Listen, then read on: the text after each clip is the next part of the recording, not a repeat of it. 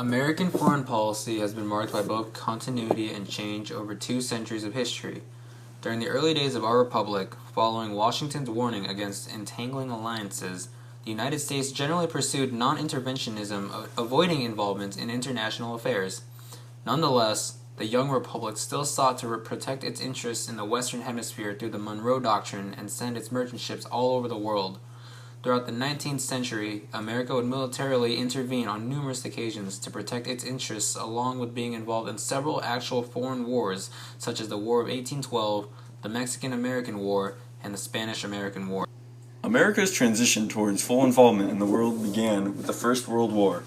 Not only had the country participated in a European conflict for the first time, but President Woodrow Wilson sought to organize a League of Nations that was intended to facilitate international cooperation and preserve peace.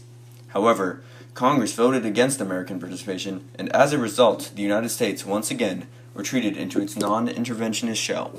It was the Second World War that permanently ended isolationism.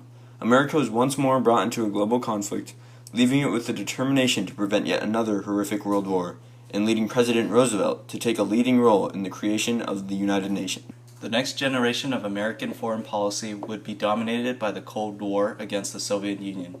In the aftermath of the war, the USSR had begun to set up several communist dictators and supporting communist guerrilla movements both in Europe and throughout the world. As a result, the United States began to aid anti-communist countries and in 1949 formed the North Atlantic Treaty Organization with several European nations to counter the communist threat.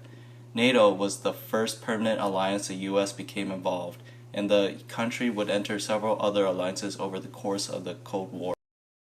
While the U.S. did send troops to Korea and Vietnam, most of the Cold War involved financial and covert support of allies by the superpowers while they faced each other with massive nuclear arsenals. Despite several crises where the two sides almost went to war against each other, both the U.S. and the USSR sought to diffuse tensions through détente and arms control treaties.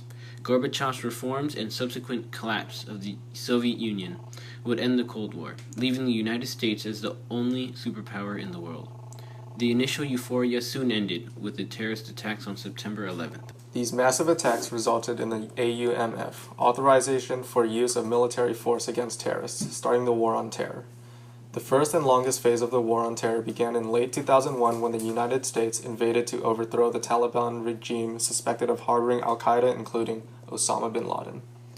Subsequently, the United States would garrison troops in the country to prevent a Taliban resurgence and continue eliminating remaining terrorist elements. Meanwhile, in 2003, the United States invaded Iraq over allegations of weapons of mass destruction. The United States, in addition, has engaged in drone warfare in several countries, such as Pakistan, Yemen, and Somalia. One of the controversial aspects of foreign policy has been the treatment of suspected terrorists who have been indefinitely detained at Guantanamo Bay and have often been subject to harsh treatment. Legal actions taken in response to this resulted in the Supreme Court decision Hamdan v. Rumsfeld in 2006, which ruled that the military commissions that the detainees are tried by violated military law and the Geneva Convention. Another legal ruling in relation to this issue was Boumediene v. Bush in 2008, which ruled that detainees were entitled to habeas corpus rights.